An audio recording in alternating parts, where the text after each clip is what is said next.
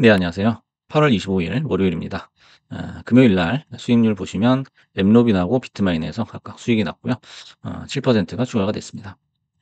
오늘은 핫 이슈 차트 시간으로 BM의 날 비트마인이죠. 비트마인에 대해서 한번 간단하게 짚어보겠습니다. 그래서 제목이 이더리움 끝없는 질주가 시작되었나라는 겁니다. 그래서 금요일에는 파월이 나스닥을 살려줬죠. 그래서 이제 코인도 덩달아서 급등을 했고요. 그다음에 이제 어느 정도 행운이 따랐던 금요일장이라고 평가를 해볼 수 있겠습니다. 그래서 샤프링크나 비트마인 그리고 아이렌 그다음에 라이엇 같은 이제 코인 관련주들이 대거 상승을 했습니다. 이제 파월의 잭슨홀 미팅 연설로 인한 폭등이었고요. 이더리움 역시 15% 폭등을 했습니다.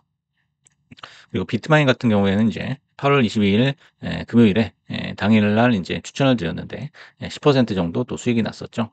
그래서 이제 설명을 보시면은 매수 타점을 $50 돌파 후에 안착할 때 그때 매수를 하시라고 제가 말씀을 드렸었고요. 목표가를 이제 55로 잡아드렸는데 뭐 거의 55를 찍고서 내려왔었죠. 그래서 이제 금요일 날 만약 양봉이 뜬다면은 월요일도 양봉이 나올 수 있겠다. 이렇게 전망을 드렸고 30분 봉상 보시면 이제 $47 저점을 3번 찍었기 때문에 기술적 분석으로도 굉장히 좋은 위치에 있었다라고 할 수 있었죠.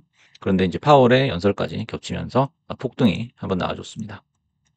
이제 30분 봉 보시면은 항상 이렇게 오프쇼로 들어가기 전에 이렇게 같은 지점을 두 번, 세 번 이렇게 바닥을 찍는 그런 모습을 볼 수 있는데요. 여지없이 또 상승이 나와줬죠. 그래서 장 초반에 만약에 $50를 못 들었다면 2-3일 정도 또 지루한 바닥 다지기를 했으리라고 예상을 했는데요. 그래서 이제 50을 만약에 돌파를 못한다면 매수를 자제하는 게 낫겠다. 이렇게 설명을 드렸었고요. 안착을 한다면 매수가 가능하겠다라는 거죠. 그래서 이제 목표가 역시 이제 $55로 잡아드렸었는데 라운드 피겨라는 거는 항상 어떤 컨센서스 형성이 되는 그런 자리라고 볼 수 있어요. 그래서 5나 0으로 끝나는 그 자리에서는 항상 매물이 쏟아진다라는 거를 그래서 염두에 둬야 되고요. 이제 샤프링크 같은 경우에는 반복되는 파동 속에서 시세가 가장 먼저 종료되는 경향을 보인다라는 거예요. 그래서 이제 샤프링크, 그다음에 비트마인, 그다음에 이더리움 ETF죠. 그다음에 이더리움 2배짜리 그렇게 네 가지 종목을 한번 비교를 해봤는데요. 일단 차트를 하나 보시겠습니다. 좀 복잡한데 이쪽만 보시면 되겠습니다. 그래서 맨 위에 있는 게 이제 이더리움 트러스트 ETF고요. 그다음 밑에 있는 게 비트마인이고요. 맨 밑에 있는 게 이제 샤프링크입니다.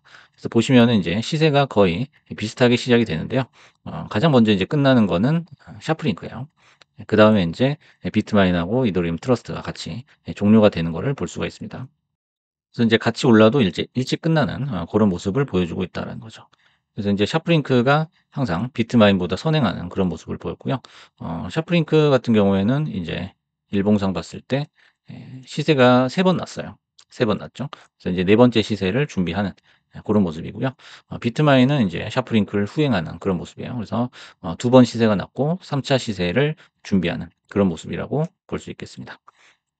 그래서 이제 샤프링크도 그다음에 비트마인도 상승 파동이 평균 6에서 7 거래일 이상 지속이 되었던 모습을 볼 수가 있습니다. 그래서 만약에 월요일도 양봉이라면 무난히 다음 주 초까지는 안정적으로 또 시세가 나오지 않을까. 그래서 단타나 스윙으로 접근을 해볼 수 있겠다라는 거고요. 그다음에 비트마인 같은 경우에는 $65 정도에서 한번 저항을 맞을 수 있겠다라는 거죠.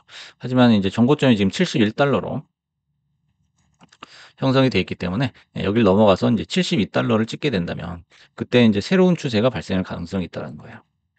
그래서 지금 고점이 계속적으로 낮아지고 있는 그런 모습이지만 만약 여기를 뚫게 된다면 이제 추세 자체가 바뀌는 그런 모습이 나온다라는 거죠. 그래서 캔들상으로는 N자형 파동이 나오겠다라는 겁니다.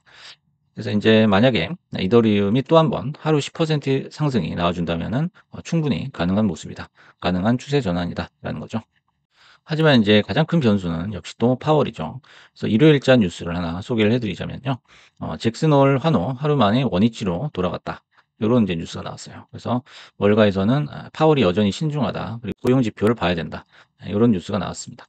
그래서 23일 현지 시간 연방 기금 금리 선물 시장에서 패드가 9월 통화 정책 회의에서 기준금리를 0.25 포인트 인하할 확률을 75%로 보고 있다라는 뉴스예요. 그래서 하루 전 이제 파월의 연설에서 고용 둔화 위험을 거론하며 정책 기조 조정이 정당화될 수 있다고 한 뒤에 다시 또 이제 반락을 한 건데요. 그래서 정리를 해보자면 73에서 91까지 올라갔다가 다시 또 75로 내려왔다라는 이제 뉴스입니다. 아직은 확실하지 않다라는 그런 의견이 뉴스로 나왔다는 것도 알려드리고요. 그리고 이제 이더리움 같은 경우에는 어 마스터카드 그리고 이제 넷플릭스의 시총을 추월했다라는 거죠. 그리고 톱니는 연말까지 15,000달러를 예상을 하고 있습니다.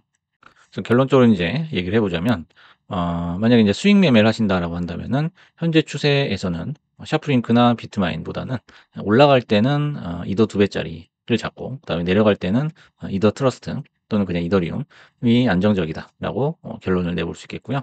그다음에 샤프링크나 인제 비트마인 같은 경우에는 각각 1차 폭등 사이클에서 굉장한 시세를 냈습니다.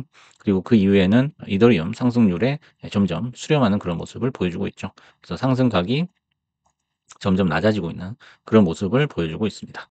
반면에 또 인제 하락 시에는 리스크가 2 배로 이렇게 불어나는 그런 경향이 있어요. 그래서 요런 인제 수치적인 부분도 참고하셔 가지고 좋은 매매 하시기 바라겠습니다. 감사합니다.